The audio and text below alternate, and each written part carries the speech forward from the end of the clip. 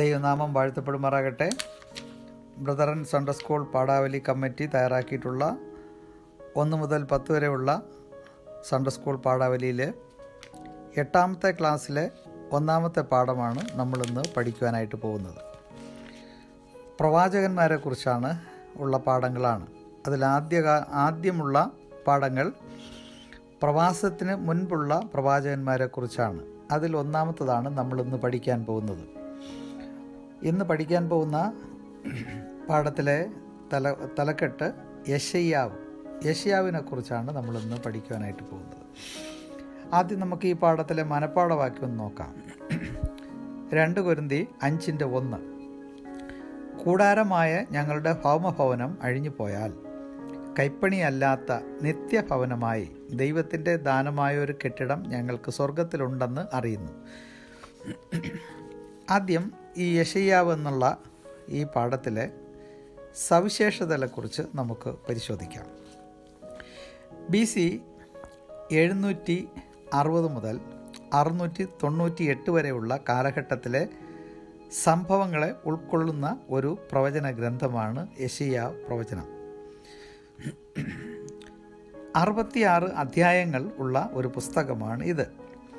ഈ ഗ്രന്ഥത്തെ യെശയ്യാവിൻ്റെ സുവിശേഷം എന്നും ഈ ഗ്രന്ഥകാരനെ 5ാം സുവിശേഷകൻ എന്നും വീണ്ടെടുപ്പിൻ പ്രവാചകനെന്നും അപരനാമങ്ങളിൽ അറിയപ്പെടാറുണ്ട്. ഈ പ്രവാചകനെക്കുറിച്ച് ചില കാര്യങ്ങൾ നമുക്ക് തുടർന്ന് പരിശോധിക്കാം. രാജകുടുംബാംഗമായിരുന്ന വ്യക്തിയായിരുന്നു യെശയ്യാവ്.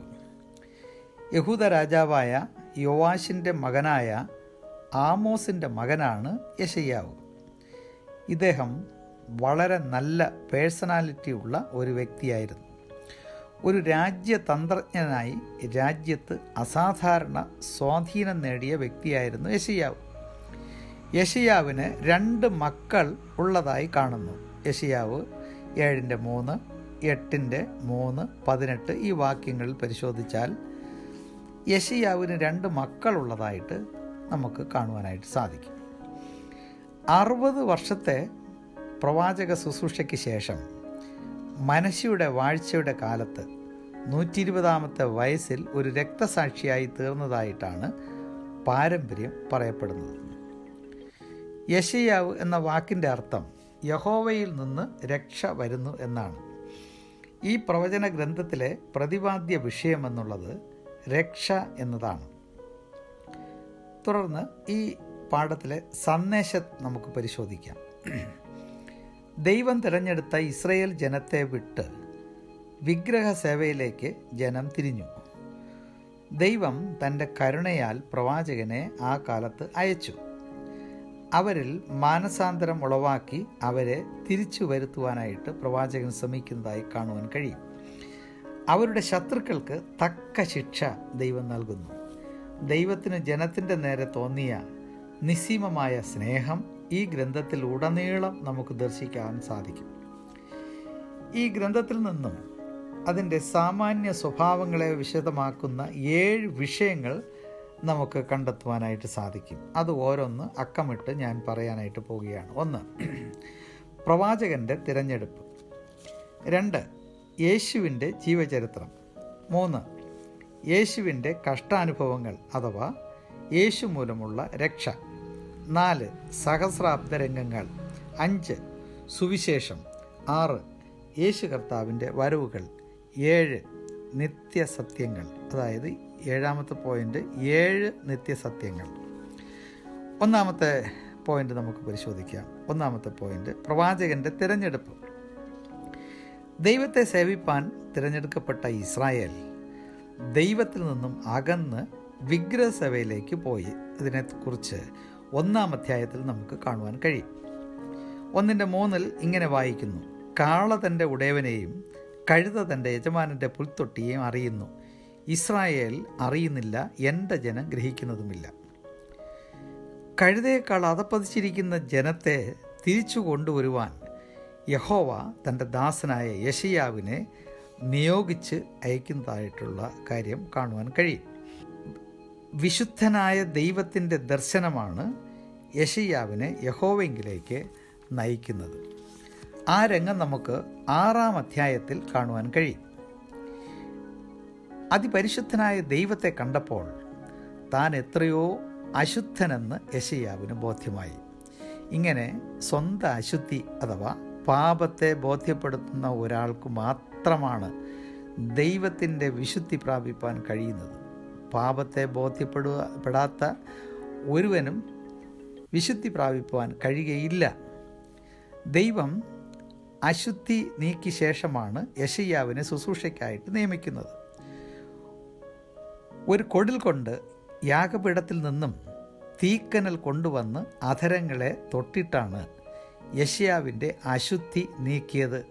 അത് നമുക്ക് തിരുവെഴുത്തിൽ കാണുവാൻ കഴിയും. പാപിക്കും വിശ്വാസിക്കും ഒരുപോലെ മാനസാന്തരം അത്യാവശ്യം എന്ന സത്യത്തെ ഇവിടെ വിളിച്ചറിയിക്കുകയാണ്. ശുദ്ധീകരണം കൂടാതെ ആർക്കും ദൈവത്തെ കാണുവാനായിട്ട് കഴിയുകയില്ല. യെശയ്യാവ് വിശുദ്ധനായി തീർന്നപ്പോൾ അവനെ പ്രവാചകനായി തിരഞ്ഞെടുത്തു അയച്ചു. ആ കാര്യം യെശയ്യാവ് 6:8-10 വാക്യങ്ങളിൽ കാണുവാൻ കഴിയും. രണ്ടാമത് ഈ പാഠത്തിൽ നിന്നും പഠിക്കുവാൻ കഴിയുന്ന മറ്റൊരു വിഷയം യേശുവിൻ്റെ ജീവചരിത്രമാണ്. യേശുവിൻ്റെ ജീവചരിത്രത്തോടുള്ള ബന്ധത്തിൽ പരാമർശിക്കപ്പെടുന്ന ചില പോയിന്റുകൾ മാത്രം ചൂണ്ടിക്കാണിക്കുകയാണ് ചെയ്യുന്നത്. യേശുവിൻ്റെ കന്യകാജനനം യെശയ്യാവ് 7:14, ദൈവത്വവും നിത്യത്വവും 9:6, അവൻ്റെ കുടുംബം 11:1, തൻ്റെ അഭിഷേകം 11:2, തൻ്റെ സ്വഭാവം 11:3-4, ലളിത ജീവിതവും സൗമ്യത തുടങ്ങിയവ യെശയ്യാവ് 42:1-4 കഷ്ടാനുഭവവും മരണ പുനരുത്ഥാനവും യെശയ്യാവ് 53 തേജസ്സേറിയ ഭരണം 11:3-16 മൂന്നാമത്തെ പോയിന്റ് യേശുവിൻ്റെ കഷ്ടാനുഭവങ്ങൾ അഥവാ യേശു മൂലമുള്ള രക്ഷ. യെശയ്യാവ് 53 നമ്മൾ പഠിക്കുമ്പോൾ യേശു ക്രിസ്തുവിൻ്റെ കഷ്ടാനുഭവങ്ങളെക്കുറിച്ച് വിവരിച്ചിരിക്കുന്നതായിട്ട് കാണുവാൻ കഴിയും. ഇസ്രായേലിന് മാത്രമാണ് രക്ഷയെന്ന് യഹൂദന്മാർ കരുതിയിരുന്നു. ആ രക്ഷ ലോകത്തിലെ സകല മനുഷ്യർക്കും വേണ്ടിയുള്ളതാണ് എന്ന് നമ്മൾ ഈ പാഠം പഠിക്കുമ്പോൾ മനസ്സിലാക്കാൻ കഴിയും. 2-ാം വാക്യം മുതൽ ശിക്ഷ അനുഭവിക്കുന്ന കർത്താവിനെക്കുറിച്ച് കാണുവാൻ സാധിക്കും. 53-9 വാക്യത്തിൽ അവർ കർത്താവായ യേശുവിനെ 2 കള്ളന്മാരുടെ നടുവിൽ ക്രൂശിച്ചു എന്നുള്ളത് സൂചിപ്പിക്കുന്നുണ്ട്. മത്തായി 27:57-60 ഈ പ്രവചന ഭാഗങ്ങളിലെ നിവൃത്തിയെക്കുറിച്ച് നമുക്ക് കാണുവാൻ കഴിയും. മരിച്ച ശേഷം സമ്പന്നനായ അരിമത്തിയിലെ ജോസഫിൻ്റെ കല്ലറയിലാണ് യേശു കർത്താവിനെ അടക്കിയത്. യെശയ്യാവ് 63:1-6 മറ്റും നമ്മൾ പരിശോധിച്ചാൽ രക്ഷിതാവിൻ്റെ കഷ്ടാനുഭവങ്ങളുടെ മറ്റൊരു വശം നമുക്ക് ദർശിക്കുവാനായിട്ട് സാധിക്കും. അപ്പോൾ ഈ മൂന്നാമത്തെ പോയിന്റ് നമ്മൾ പഠിച്ചത് യേശുവിൻ്റെ കഷ്ടാനുഭവങ്ങൾ അഥവാ യേശു മൂലമുള്ള രക്ഷയെക്കുറിച്ചാണ്. 4-ാമത്തെ പോയിന്റ് സഹസ്രാബ്ദ രംഗങ്ങൾ. ഇസ്രായേലിന് ഭാവിയിൽ ദൈവം നൽകുവാൻ പോകുന്ന അനുഗ്രഹിക്കപ്പെട്ട രാജ്യത്തിൻ്റെ വിവരണം കാണാൻ നമുക്ക് സാധിക്കും.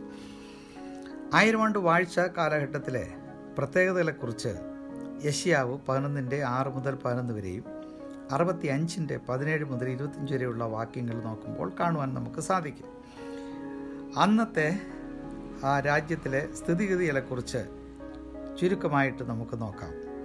അന്ന് മൃഗങ്ങളുടെ സ്വഭാവം മാറുന്നു, ഭൂമിയിൽ പ്രകാശം വർദ്ധിക്കും, മനുഷ്യൻ്റെ ആയുസ് വൃക്ഷത്തിൻ്റെ ആയുസ് പോലെയാകും, ദൈവരാജ്യം ഭൂമിയിൽ സ്ഥാപിതമാകും, ക്രിസ്തു രാജാതി രാജാവും കർത്താതി കർത്താവുമായിട്ട് ഭരണം നടത്തും. ഇങ്ങനെ അനേക കാര്യങ്ങൾ സഹസ്രാബ്ദ രംഗത്തെക്കുറിച്ച് നമുക്ക് ഈ പുസ്തകത്തിൽ കാണുവാൻ കഴിയും. 5-ാമത്തെ പോയിന്റ് സുവിശേഷം, തെളിവായ രക്ഷയുടെ സന്ദേശം ഈ പ്രവചന ഗ്രന്ഥത്തിൽ നമുക്ക് കാണുവാൻ കഴിയും.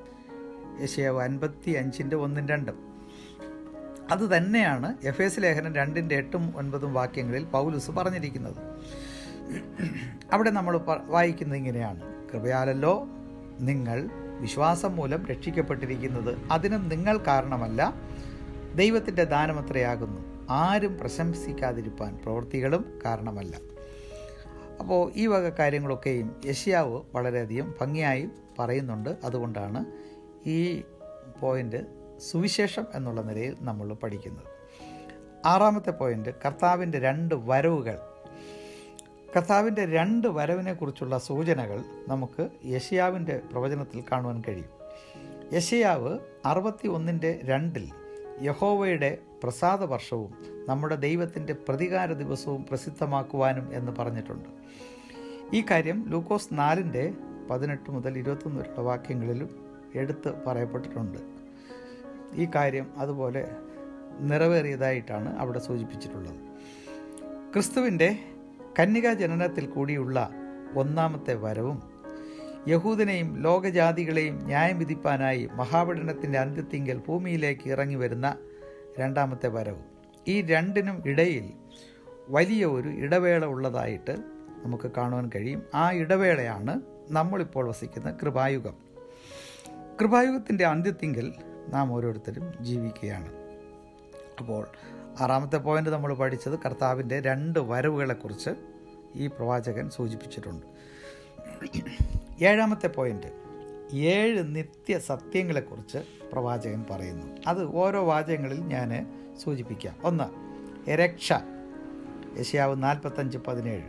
2, പ്രകാശം, യെശയ്യാവ് 60:19. 3, ആനന്ദം, യെശയ്യാവ് 35:10. 4, പാറ അല്ലെങ്കിൽ ശക്തി, യെശയ്യാവ് 26:4. 5, ദയ, യെശയ്യാവ് 54:8. 6, നിയമം, യെശയ്യാവ് 55:3. 7, ദഹനങ്ങൾ അഥവാ ന്യായവിധി, യെശയ്യാവ് 33:14. ഇങ്ങനെ യെശയ്യാ പ്രവചനത്തിൽ നിന്നും നമുക്ക് ഈ പാഠങ്ങൾക്ക് പഠിക്കുവാനായിട്ട് സാധിക്കും. അപ്പോൾ യെശയ്യാവെന്ന ഈ പാഠത്തിൽ നമ്മൾ പഠിച്ചതിൻ്റെ സമ്മറി ഞാനൊന്ന് പറയാം. 1, ഈ പാഠത്തിൻ്റെ സവിശേഷത നമ്മൾ പഠിച്ചു. അതിനുശേഷം പ്രവാചകനെക്കുറിച്ച് ചില കാര്യങ്ങൾ പഠിച്ചു. പിന്നെ സന്ദേശത്തെക്കുറിച്ച് പഠിച്ചു. ഈ പുസ്തകത്തിൽ 7 വിഷയങ്ങളെക്കുറിച്ച് നമുക്ക് കാണുവാൻ കഴിയും. 1, പ്രവാചകൻ്റെ തിരഞ്ഞെടുപ്പ്. 2, യേശുവിൻ്റെ ജീവചരിത്രം. 3, യേശുവിൻ്റെ കഷ്ടാനുഭവങ്ങൾ. 4, സഹസ്രാബ്ദ രംഗങ്ങൾ. 5, സുവിശേഷം. 6, യേശു കർത്താവിൻ്റെ വരവുകൾ. 7 നിത്യസത്യങ്ങൾ. അടുത്ത ക്ലാസ്സിൽ നമുക്ക് യിരെമ്യാ പ്രവാചകനെക്കുറിച്ച് നമുക്ക് പഠിക്കാം. ദൈവം നമ്മളെ ഈ വചനങ്ങളാൽ അനുഗ്രഹിക്കട്ടെ.